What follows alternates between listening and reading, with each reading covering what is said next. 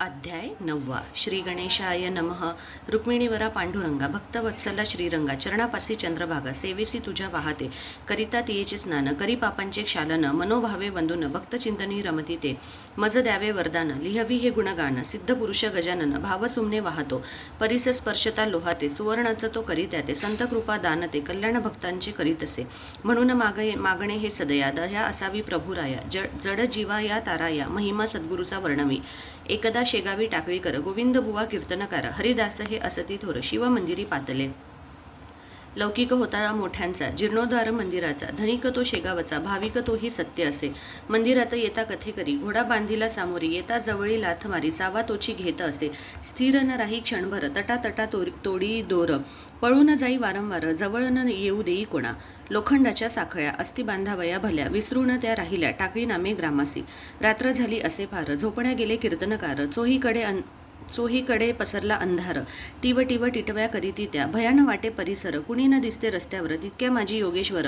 येते झाले त्या ठायासी घोडा होता उभा शांत महाराज झोपले पायात भजन वाचे गणगण गणात वृत्ती रंगुनी गेली असे शंका येई एक मनी घोडा वाटे जाईल सुटोनी म्हणून गोविंद बुवा मधुनी येऊनी पाहती घोड्यासी त्या घोडा होता उभा शांत नवल वाटले तयाप्रत जवळ जाऊनी पाहत दृष्टी पडले गजानना केला समर्थासी नमस्कार ठेवनी पायावर शिर चित्ता ठेवणी स्थिर स्तवन मानसी करीत असे भाग्य त्याची फळा आले खट्याळ घोड्यासी आकळीले सखा सोयरा तू असे या दिनाचा उजळून देई मार्ग हा जीवनाचा जोडून या कर बुवा निघाले सत्वर नित्याचा व्यवहार करावया कारणे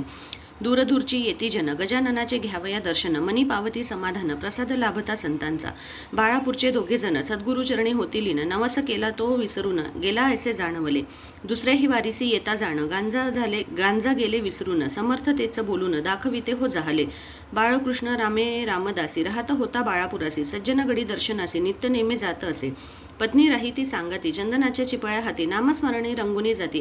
ऐसा नित्य क्रम असे सदा करी अन्नदान अतिथी विप्रा तोषवून